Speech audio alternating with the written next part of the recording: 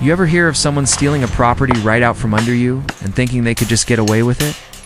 That's exactly what happened to me when our neighborhood's notorious HOA queen, Karen, decided my lake cabin would make the perfect gift for her lazy, titled son, and the way she went about it made my blood boil so hot I could taste the metal in my mouth. I'm telling you this because if you've ever had someone underestimate you, if you've ever been bullied by a person who thought they were untouchable, you need to hear how I flipped the script. And if you've ever wanted to watch an arrogant HOA get knocked flat, you'd better stay right here and make sure you don't miss a second. Because this isn't just payback, it's a full-scale reckoning. So hit that subscribe button to Sham Stories so you never miss stories where people like Karen get exactly what's coming to them. I bought that cabin 10 years ago with my own sweat money, saving from long shifts and weekends I should have been resting. Because the moment I saw the way the lake sparkled at sunset, I knew I'd found my sanctuary. The HOA didn't exist back then, so I never imagined anyone could tell me what to do with my land. That was before Karen and her self-appointed board decided our lakeside area needed protection from unsuitable developments. Those were her words, polite enough to pass for concern if you didn't know her, but I'd already seen her manipulate neighbors into giving up parts of their land for her community projects that somehow always ended up benefiting her family. For years, she circled like a vulture, making little comments about how a nice young family would put my cabin to better use, or how it's such a shame for such a prime spot to be wasted on a bachelor like me who barely uses it. I ignored her. I wasn't about to give her an inch. But while I was away for a month handling my business out of state, she made her move. I came back to find a shiny new padlock on my cabin door, the kind I'd never seen before, and my own key didn't work. There was a note taped to the door. Per HOA agreement, this property is reassigned to a new occupant. Contact the HOA office for details. No signature, no legal notice. Just that smug little note. My stomach dropped, and my hands shook as I drove straight to the so-called HOA office. A renovated shed they used as their headquarters at the edge of the community center parking lot. Karen was sitting there like a queen on her throne, sipping iced tea, and behind her was a stack of papers with my name crossed out and her son's written in. "Oh, you're back," she said, as if she'd just seen me at the grocery store. "There's been a reassignment. You weren't using the cabin enough. And our bylaws state, you mean the bylaws you wrote yourself?" I snapped, slamming my hands on the desk. "You have no legal claim to my property." She smiled like I'd just told her she was pretty. "Actually, we do. HOA's jurisdiction includes all lakeside structures, and we voted to put the property to better use. My son just got engaged, and it's the perfect starter home." My vision tunneled. I'd seen her pull shady stunts before, but this was outright theft. I stormed out before I said something that would get me arrested, but my mind was already spinning. I went home, poured a stiff drink, and started digging through my paperwork.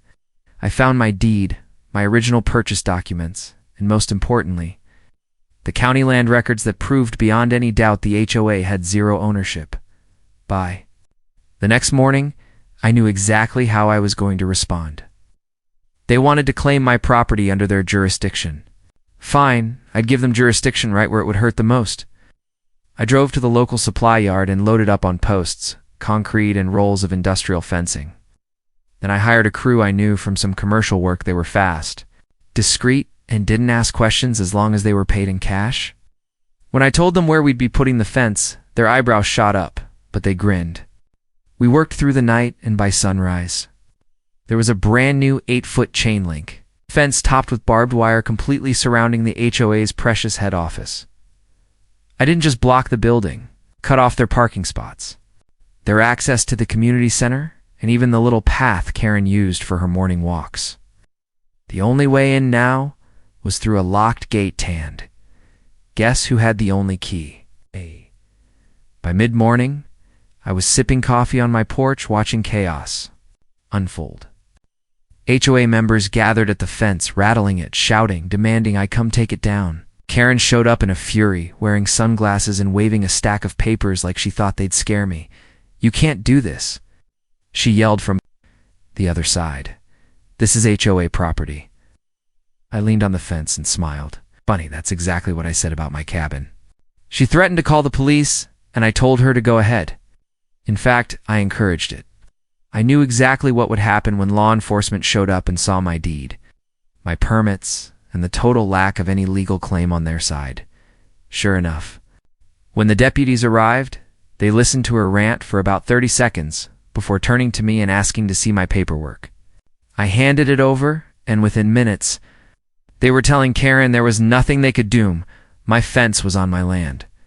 And the HOA office, as it turned out, was sitting on property that was still technically unclaimed by their organization, because Karen had never filed the right paperwork. The look on her face when the deputy said that was priceless, like someone had just pulled the rug out from under her in slow motion. But this was only the beginning. Karen wasn't going to give up quietly, and neither was I, and if she thought she'd humiliated me by taking my cabin, she was about to learn what real humiliation felt like. So if you think you've seen HOA drama before, you haven't seen anything yet, because what happened next turned this quiet lakeside community into a full-blown war zone. And you're going to want to see exactly how it all went down. So stick around, because this is just getting started. The morning after the fence plan had formed in my mind, I woke earlier than usual. The first rays of sunlight cutting through the mist hovering over the lake, illuminating the calm waters as if mocking the storm that was about to erupt across the HOA's head office. I brewed a strong pot of coffee and sat on the cabin porch, eyes tracing the distant reflection of the glass and stone building Karen had claimed as her territory. Her son leaning lazily against the wall, oblivious to the fact that their supposed control was about to be challenged in a way neither of them could anticipate. Every detail of yesterday's confrontation ran through my mind. The smug smiles, the dismissive words, the casual way they had attempted to treat my property as if it were theirs. I knew that anger alone wouldn't be enough. I had to plan this meticulously. I made a list of every step needed, from confirming legal ownership, verifying property lines, documenting Karen's interference, planning the fence installation that would literally surround her office like a prison she had built herself. I drove into town, the tires of my truck crunching on the gravel road, and stopped at the county courthouse where I requested decades of property records, old deeds, and surveys.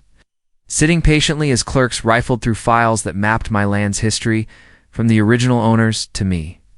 Each document reinforced my certainty. The cabin was mine, legally and incontestably. And Karen's claim, built on self-serving bylaws and empty threats, had no merit. I scanned the stacks, taking careful notes and photocopies, making mental notes of dates, signatures, and notarized seals, knowing that this evidence would be crucial if she tried to challenge me in court or escalate to law enforcement. On my way back, I stopped at the local hardware supplier, examining posts, fencing material, concrete mixes, clamps, and wire, imagining how each piece would contribute to the structure that would eventually surround the HOA office. A physical manifestation of accountability. I selected heavy-duty steel posts, thick chain link, and rolls of barbed wire that would not only serve as a legal barrier, but also as a bold message. The time for intimidation was over. Returning to the cabin, I arranged my crew and outlined the plan, making sure they understood every detail and emphasizing the legal grounding behind every action. As they unloaded the materials, I noticed neighbors beginning to peek over their own fences, curious, whispering, some taking photos. Sensing that something significant was happening but not yet understanding the full scope, I welcomed their silent support, knowing that public scrutiny would further protect my actions and discourage any underhanded attempts by Karen to interfere. By mid-morning, the crew had begun measuring and staking out the precise line where the fence would be erected, each measurement double-checked against the county survey. And I watched as Mitchell, my trusted surveyor, drove bright orange stakes marking the corners and boundaries. His movements precise, authoritative, and deliberate. Karen's presence was felt before she arrived. A group of HOA members appeared across the street, lingering, whispering, and peeking over fences, clearly trying to gauge our actions without committing themselves. Finally, Karen arrived, sunglasses shielding her eyes, clipboard clutched tightly, the faintest tremor betraying the calm facade she always tried to project. She walked up to the fence line and began questioning us, waving the clipboard, demanding to know why we were interfering with HOA property. I remained calm, acknowledging her with a polite nod, but offering no concessions, letting the silence and the visible stakes speak louder than words. Her son hovered nearby, muttering comments under his breath about lawyers and emergency meetings. Clearly unnerved by the sheer size of the operation, I walked slowly along the line, inspecting each post, speaking briefly to the crew, maintaining the impression that I was organized, calm, and unshakable. Karen's voice rose, alternating between polite warnings and outright threats. But each time, I simply smiled and reminded her that every action we were taking was fully within my legal rights. The tension was palpable. The crew worked steadily, oblivious to the rising drama, driving each post into the ground, mixing concrete, securing chain-link panels, while I kept a close eye on the reactions of HOA members across the street, observing their discomfort as the barrier began to take shape. By midday, the first full panels of the fence were up, and Karen's temper began to show cracks. Her face reddened, her gestures became sharper, and she began pacing, issuing instructions to her son and board members in a futile attempt to assert control over a situation they had never anticipated. I continued my work, methodical, patient, ensuring that every panel, every bolt, every twist of wire aligned perfectly with the legal boundary, knowing that once the fence was complete, any attempt to remove it would backfire spectacularly. I stepped back periodically to review the growing structure, the barbed wire gleaming in the sunlight, the steel posts casting long shadows over the gravel, the chain link taut and unwavering, forming an unbroken line that clearly delineated my property from theirs.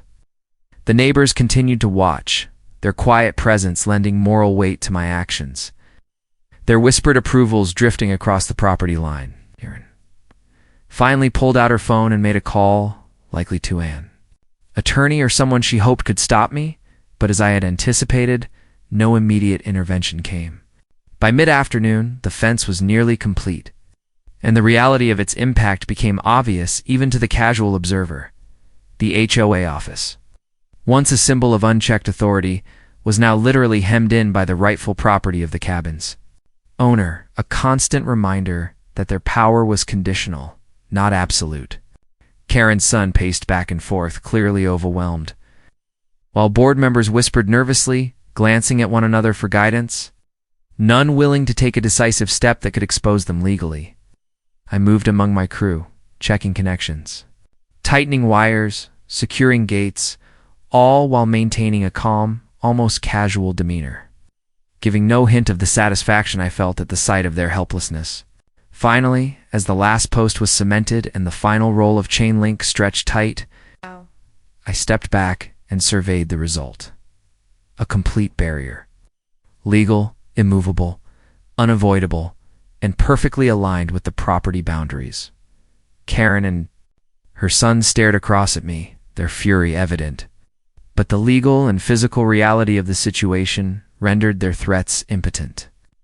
The neighborhood had begun to whisper, and even from a distance, the expressions on passing drivers' faces betrayed amazement and quiet admiration. That evening, I returned to my cabin porch, coffee in hand, watching the sunset reflect off the water in the newly erected fence, feeling a deep sense of satisfaction. Not only had I reclaimed authority over my property, but I had done so in a way that was unassailable, transparent, and inevitable. Karen had underestimated me, and in doing so, she had created the perfect platform for the next phase of this battle. A lesson in humility that would not soon be forgotten by anyone watching, or by her who had thought herself untouchable. I knew that tomorrow would bring new challenges, that Karen would attempt new maneuvers, calls to lawyers, possibly law enforcement, and threats designed to intimidate me into surrender. But I was ready. Every step had been carefully calculated. Every decision backed by legal documentation, survey data, and public support.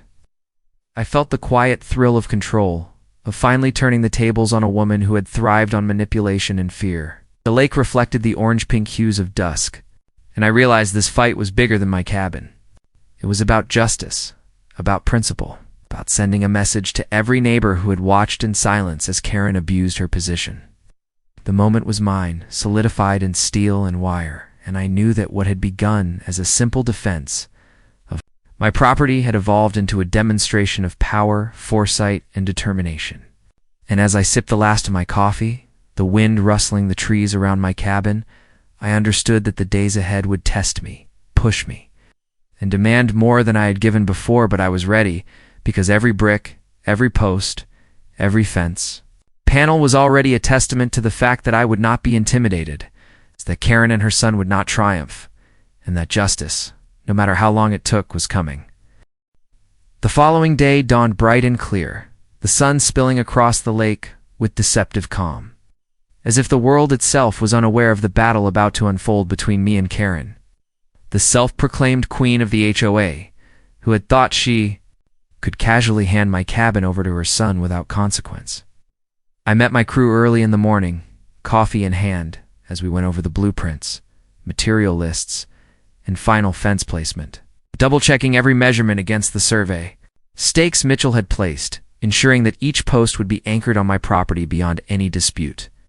The air was crisp, carrying the faint scent of pine and water, a serene backdrop for the chaos we were about to impose on the HOA's plans. As we unloaded steel posts, rolls of chain link, and coils of barbed wire, I walked the perimeter one.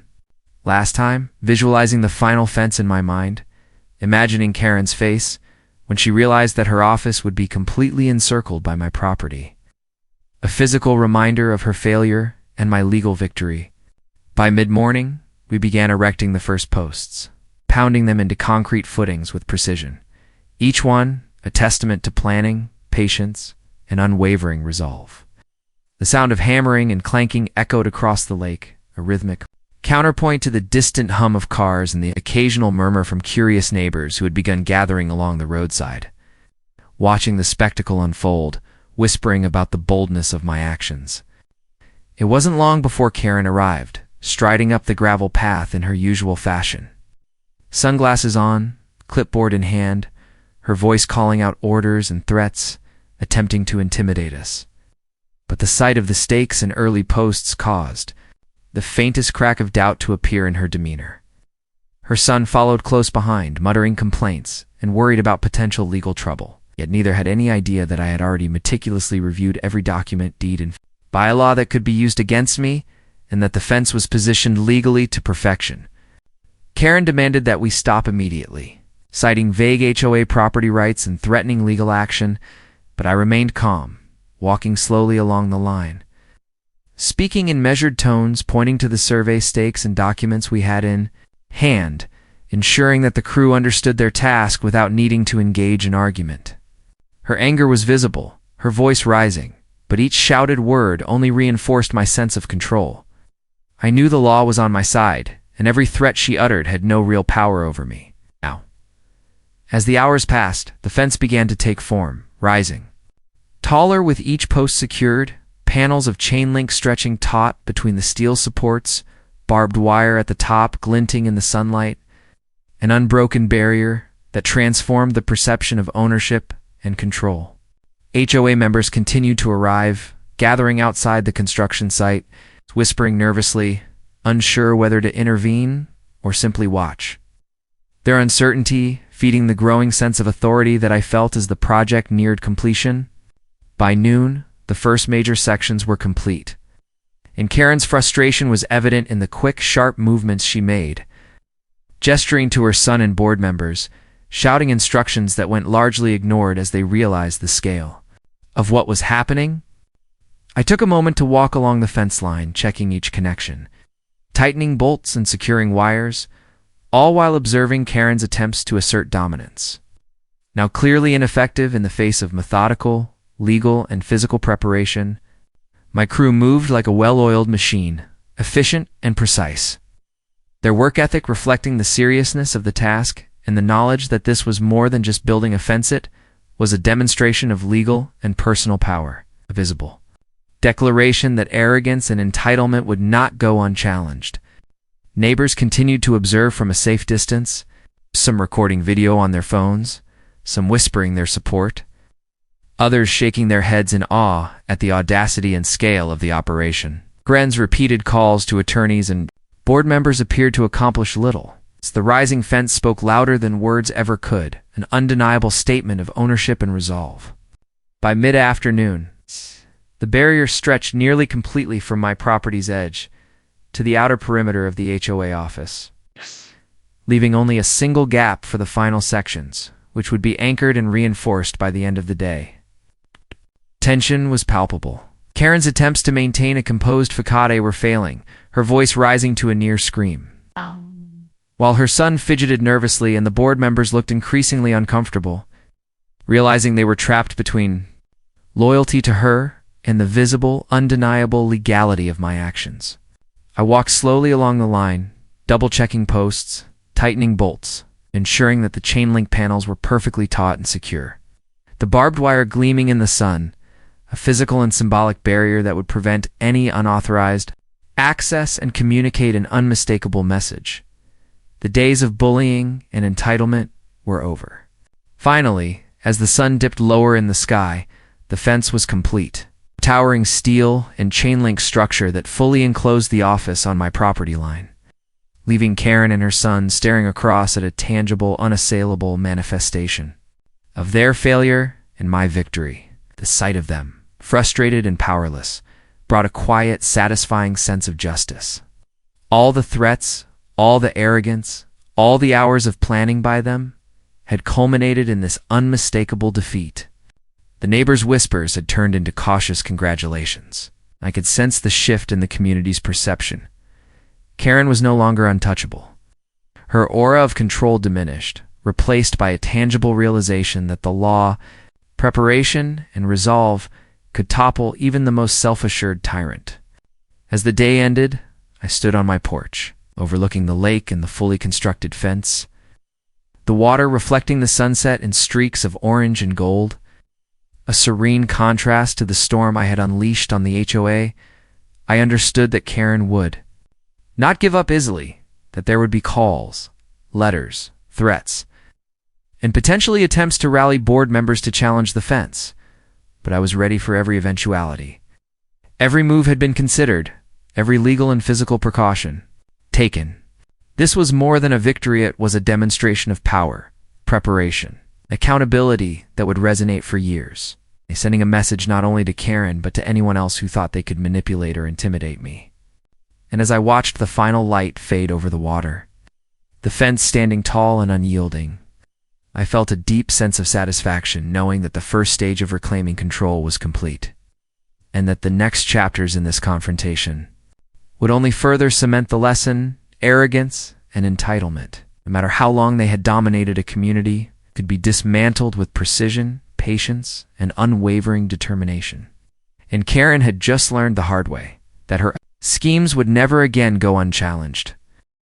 The morning after the fence was completed, I woke with a sense of anticipation and resolve, knowing that Karen's fury had not subsided and that she would be planning her next move. But confident that every step I had taken so far had fortified my position beyond any legal or practical challenge, I walked along the edge of my property, surveying the fence I had erected, each post firmly cemented, the chain link taut and unyielding, and the barbed wire glinting in the early sunlight. A physical symbol of authority and a psychological deterrent to anyone daring to cross boundaries without permission. My crew had arrived earlier, already preparing to maintain the fence and perform small adjustments to ensure maximum stability. But the day's primary task was observation and strategic planning rather than construction. I made a detailed schedule, noting the times when Karen or her son were most likely to appear at the office, and I coordinated with neighbors who had offered quiet support, ensuring they understood not to interfere but to serve as witnesses if any confrontation escalated. Around mid-morning, Karen arrived with a small entourage, her usual sunglasses and clipped tone, giving way to evident agitation as she surveyed the newly completed barrier. Her son followed, fidgeting nervously, muttering under his breath about legal action, while the board members trailed behind, unsure of whether to intervene or maintain a cautious distance.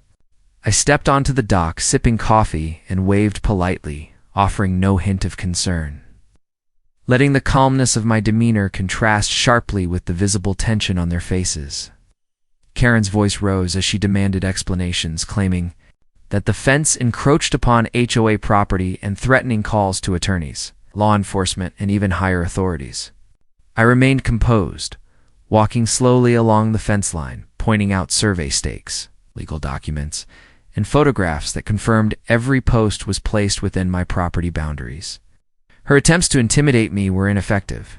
The crew continued their tasks quietly, and neighbors began to take discreet photographs and videos, documenting the scene for additional evidence if needed. Hours passed as Karen and her group lingered, her voice increasingly shrill, her gestures sharp, and her son pacing nervously. But the fence's unyielding presence and the clear legal evidence left them powerless to enforce any demands. I used the time to inspect the fence thoroughly, checking every post, bolt, and wire, ensuring the structure was fully secure and compliant with all local regulations.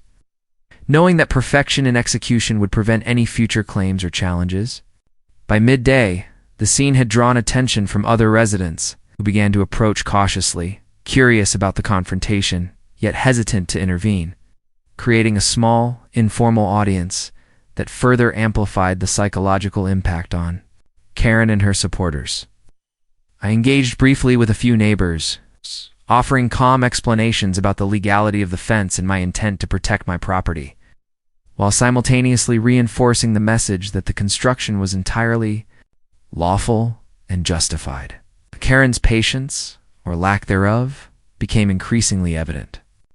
She alternated between shouting instructions, calling her son to relay updates, and pacing in frustration, clearly realizing that the intended intimidation tactics were failing. I remained observant, noting every expression, every whispered conversation among the board members, and every subtle sign of doubt or hesitation, recognizing that the fence was not only a physical barrier, but a strategic tool in demonstrating control and authority. As the afternoon progressed, Karen escalated by attempting to physically approach the fence, gesturing aggressively, but the chain link and barbed wire created a clear line she could not cross, leaving her frustrated and visibly flustered. I took the opportunity to walk along the lake's edge, imagining future enhancements to the fence and considering additional strategic moves, confident that the visual and psychological dominance I had established would resonate not only with Karen, but with the broader community. By late afternoon, the sun had begun to cast long shadows across the property, highlighting the scale and precision of the fence. And I realized that the visual impact alone was beginning to shift public perception, reinforcing my authority and diminishing Karen's influence. She finally retreated toward her office, muttering threats and demands.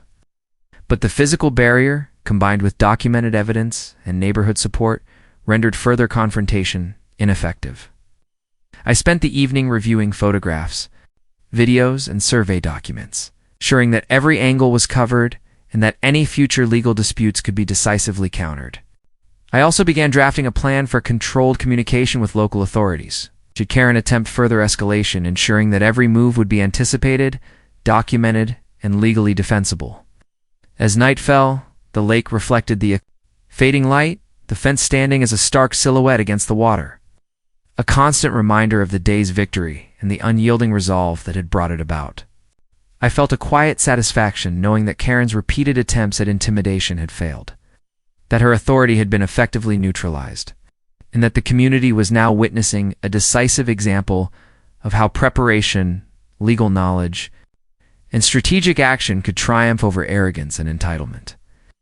Sitting on the porch, listening to the gentle lapping of water and the distant rustle of trees, I reflected on the events of the day, planning further steps, while appreciating the solid, visible reminder of what had been accomplished. Every post, every wire, every survey stake represented not just a fence but a carefully executed demonstration of rights, a clear and undeniable statement that Karen's schemes would no longer go unchallenged and that the protection of one's property, when done with diligence and foresight, could create a powerful deterrent against even the most persistent attempts at manipulation and control. The night grew deeper, but the sense of achievement was overwhelming. I knew that tomorrow would bring new challenges.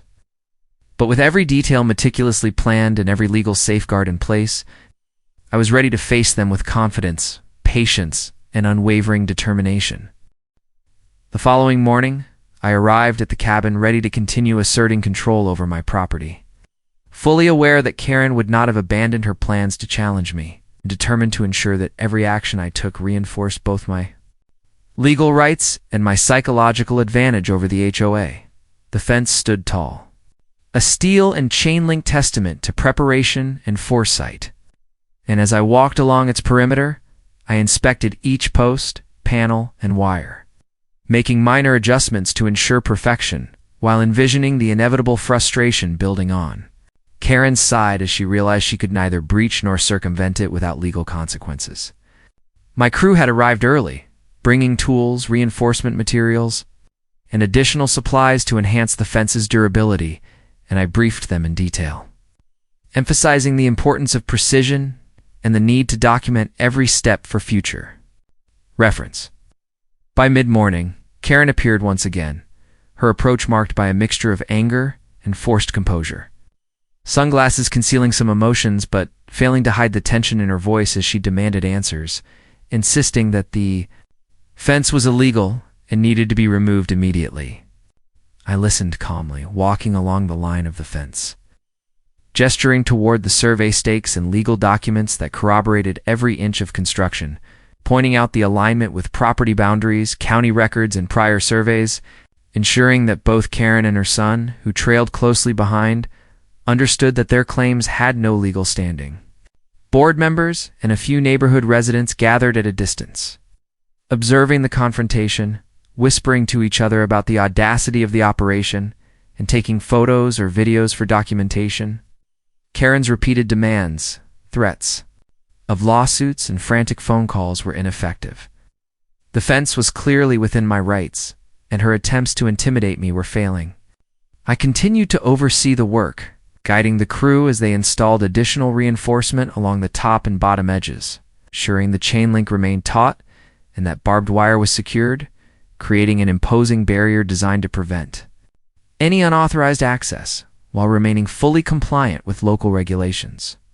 As the afternoon progressed, Karen became increasingly agitated, pacing and gesturing aggressively while attempting to involve her son and board members in efforts to pressure me.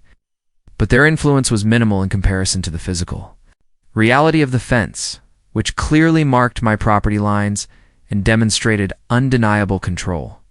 I paused occasionally to speak with neighbors, explaining the legal basis for the fence, the survey process, and my intent to protect my property, reinforcing the perception that every action taken was responsible, lawful, and justified. Further, diminishing Karen's credibility in the eyes of anyone watching. By mid-afternoon, the final sections of the fence were being installed, and the structure now stretched fully from my cabin to the outer edge of the HOA office property, leaving no ambiguity about ownership or authority. Karen attempted one last-ditch effort, approaching the fence with a phone in hand and shouting threats, but I calmly reminded her that any interference could result in legal consequences, that the property boundaries were clearly documented, and that I had multiple witnesses and photographic evidence supporting the legitimacy of my actions. Her son muttered complaints under his breath, and the board members exchanged nervous glances, realizing that their influence over the situation was negligible. I walked along the newly completed fence line, tightening bolts, securing wires, and checking for vulnerabilities, ensuring that every detail was perfect, and in doing so, I could sense the psychological impact on Karen and her entourage. The fence was no longer just a physical barrier, but a symbol of authority, preparation, and legal supremacy. As the sun began to dip toward the horizon, casting long shadows across the lake, the magnitude of the accomplishment became clear. Karen's previous attempts to control, intimidate, or manipulate me had been completely neutralized by a combination of planning, legal awareness, and strategic execution. The neighborhood began to recognize the significance of the fence, with whispers of admiration, cautious nods, and discreet photographs capturing the demonstration of rightful ownership and assertive action. Karen's growing frustration and humiliation were evident, but there was nothing she could do without further incriminating herself legally. and I made sure to maintain a calm, confident demeanor that emphasized my control over the situation. By evening, the fence was not only fully functional but also reinforced for security, leaving no question about boundaries or authority. I documented the work meticulously, taking photographs from multiple angles, capturing every post, wire, and gate placement, ensuring that any future attempts by Karen or the HOA to challenge the fence could be countered decisively with clear, unassailable evidence. I walked to the dock, watching the lake reflect the vibrant colors of sunset while considering potential next steps, further engagement with local authorities, additional signage, reinforcing private property rights, and continued observation of the HOA's activities to ensure no retaliatory actions would compromise the integrity of the fence or my property. The sense of satisfaction was profound. Each step of the operation, from planning and legal verification to physical construction and community observation, had been executed flawlessly, and the results were undeniable. Karen and her son retreated to the office, muttering threats that were now impotent in the face of the completed barrier, while the board members, hesitant to challenge the legal and physical reality before them, appeared powerless.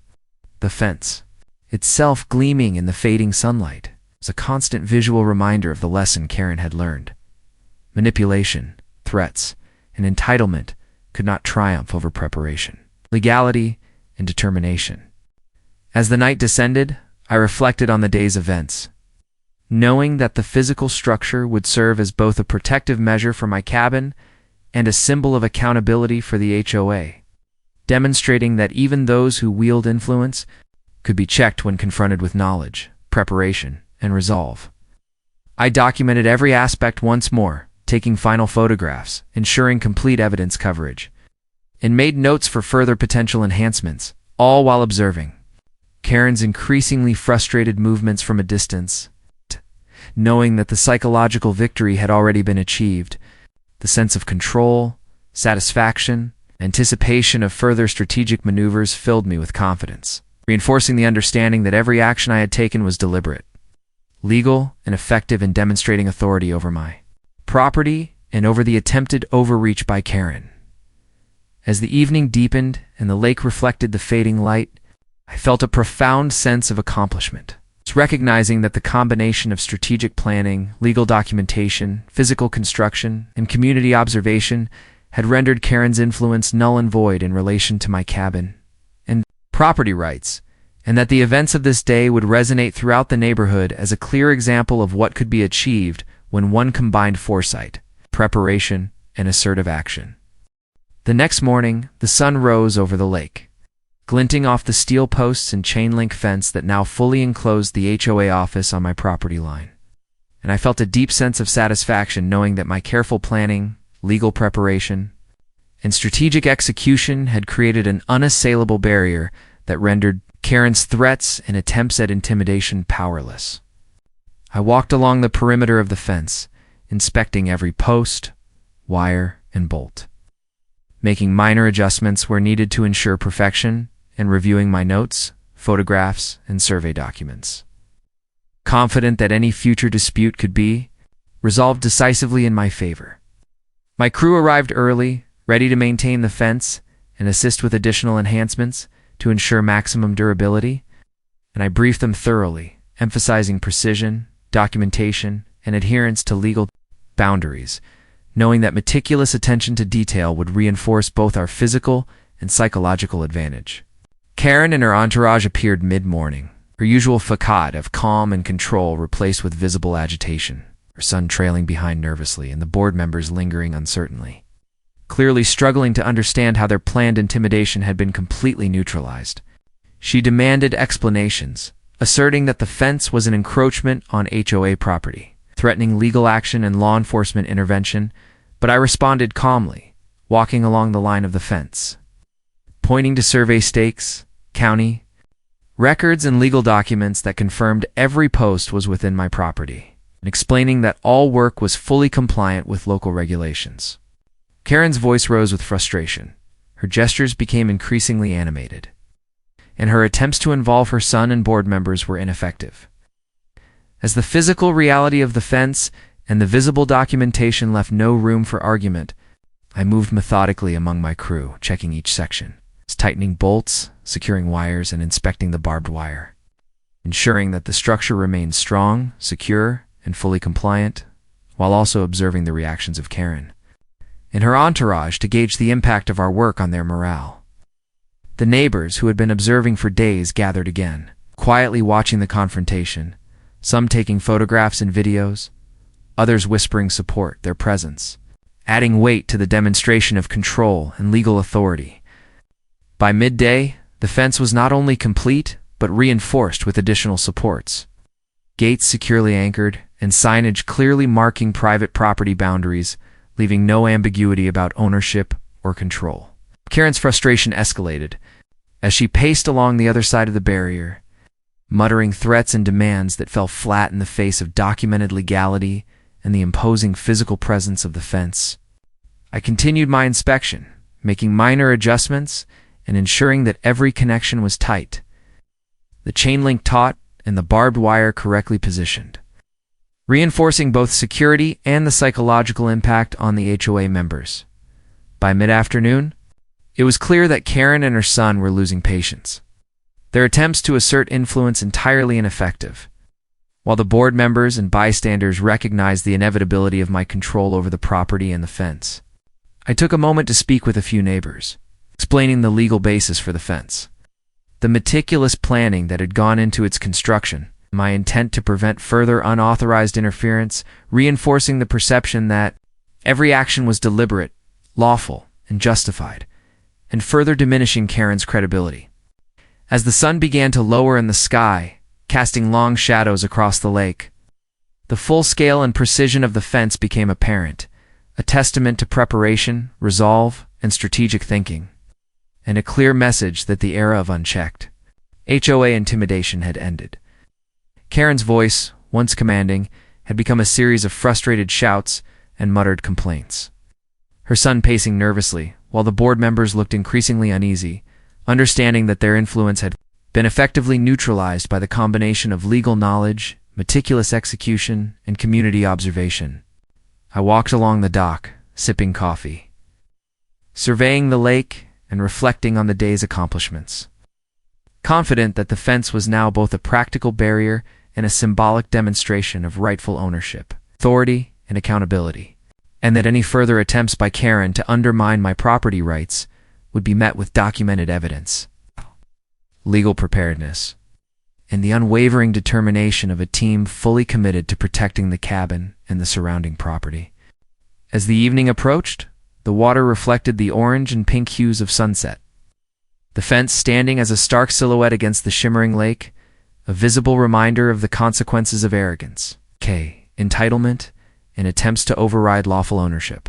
I reviewed photographs, survey documents, and witness statements once more, ensuring comprehensive coverage in anticipation of any legal challenges, and began drafting plans for potential future engagements, signage, or enhancements to maintain security and authority. The psychological impact on Karen and her entourage was undeniable. The imposing structure, backed by irrefutable evidence and observed by supportive neighbors, had stripped them of perceived power and exposed their vulnerability. I felt a profound satisfaction knowing that the meticulous preparation, legal documentation, and strategic execution had created a situation that was both defensible and undeniably effective, demonstrating the importance of knowledge, patience, and careful planning in confronting intimidation and manipulation. As night fell and the lake reflected the moonlight, I walked along the fence once more, noting the perfection of its construction, the clarity of its boundaries, and the certainty that the HOA's attempts to interfere had been rendered futile, their hubris undone by deliberate, lawful, and decisive action. I could hear Karen retreating, her voice fading, her threats losing potency as the physical and legal reality of the fence established a permanent, unassailable line of authority, and I understood that the day's efforts had cemented not only the safety of my property, but also a lasting lesson in accountability and consequence. Every post, wire, bolt, and survey stake stood as a testament to the effectiveness of preparation, patience, and legal awareness, and the satisfaction of knowing that the HOA, and Karen in particular, could no longer intimidate or manipulate me reinforced the deeper victory that knowledge, planning, and determination could triumph over entitlement and arrogance in any confrontation, leaving a clear message for the community and for anyone who might attempt similar overreach in the future. The morning sun rose over the lake, illuminating the fence that now fully enclosed the HOA office and symbolized the undeniable authority I had established. And I knew that today would be the culmination of all the planning, preparation, and strategic execution that had been underway for weeks.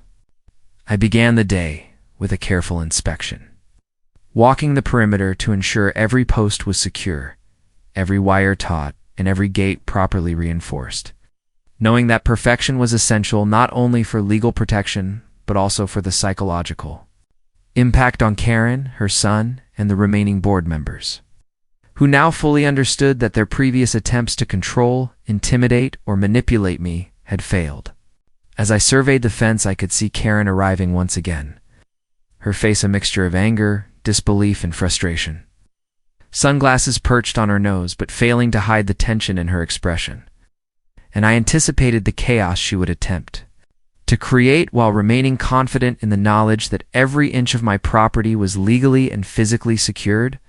Her son trailed behind, muttering complaints and anxiously scanning the construction, while the board members lingered at a distance, hesitant to intervene as they realized the futility of their position and the consequences of challenging a clearly documented and reinforced boundary. I greeted a few neighbors quietly, acknowledging their presence as witnesses, while observing Karen's repeated attempts to assert dominance, shouting orders, threats, and demands that were met with calm, deliberate responses from me, pointing to the survey stakes, deeds, and photographic documentation that proved the fence was fully within my legal rights. Throughout the day, Karen escalated her actions, pacing, gesturing aggressively, and attempting to call legal counsel, but each effort was undermined by the visible, tangible reality of the fence, which stretched unbroken from the edge of my cabin to the perimeter of the HOA office, barbed wire glinting in the sunlight as an unyielding symbol of authority. I walked along the line, inspecting bolts, tightening panels, and adjusting wire tension, while observing the psychological impact on Karen. His frustration was now matched by the resignation creeping into the demeanor of her son and the board members, understanding that the balance of power had shifted irrevocably. By mid-afternoon, the structure was fully reinforced and secured, leaving no gaps or vulnerabilities, and the presence of neighbors and discreetly recorded evidence reinforced the impossibility of further interference without legal repercussions, creating a permanent and undeniable statement of ownership and control. I took a brief pause to stand on the dock, watching the lake's surface shimmer under the late sun, reflecting on the weeks of careful planning, legal research, and physical labor that had led to this moment, and appreciating the sheer magnitude of the accomplishment, a fence that was not only a protective barrier, but also a psychological and symbolic declaration of authority that Karen could neither challenge nor ignore. As Karen grew increasingly desperate, pacing and muttering threats, her son fidgeting nervously, knowing that every action I had taken had prepared me for this exact moment where visibility, legality, and psychological impact combined to solidify my position. I spoke briefly to a few neighbors, reinforcing the legal basis for the fence, explaining the survey process, and emphasizing my intent to protect the property without violating any regulations, further undermining Karen's credibility, while highlighting my measured, lawful approach. By evening, the lake reflected the fading sunlight, the fence standing tall, unyielding, and perfectly aligned with my property boundaries. Clear visual demonstration of the consequences of arrogance, entitlement, and overreach, and the undeniable reality that preparation, knowledge, and strategic action could triumph over intimidation and manipulation. Karen finally retreated toward her car, muttering threats that were impotent in the face of documented legality, physical reinforcement, and public observation, while her son and the board members followed, understanding that their influence had been permanently diminished. I walked along the dock once more, taking a final survey of the fence, photographing each section, and reviewing every document. Survey and note I had collected to ensure comprehensive evidence coverage, confident that any future challenges could be resolved swiftly and decisively. The day ended with a profound sense of satisfaction. Every post, bolt, wire, and reinforced panel was a testament to preparation, patience, and strategic execution, and the psychological victory over Karen and the HOA was complete, leaving no doubt in anyone's mind about the reality of ownership, authority, and consequence. As night fell and the moon reflected off the lake, the fence stood as a permanent symbol of resilience and triumph, a reminder that even the most persistent attempts at intimidation could be dismantled with careful planning, legal knowledge, and unwavering determination. I knew the HOA would talk, whisper, and perhaps attempt minor maneuvers in the future, but the combination of community observation, documented legality, and reinforced physical barriers ensured that my property and my rights were fully protected. Standing there, I felt the culmination of all the effort, the validation of meticulous preparation, and the satisfaction of demonstrating that accountability and strategy always outweigh arrogance and entitlement. And as the cool night air settled over the lake and the fence cast long dark shadows across the water, I realized that this victory was more than just about property. It was a statement to the entire community that rightful ownership, careful planning, and unwavering resolve could overcome even the most determined attempts at manipulation and control. The story of Karen's overreach, the construction of the fence, and the undeniable assertion of authority would resonate for years.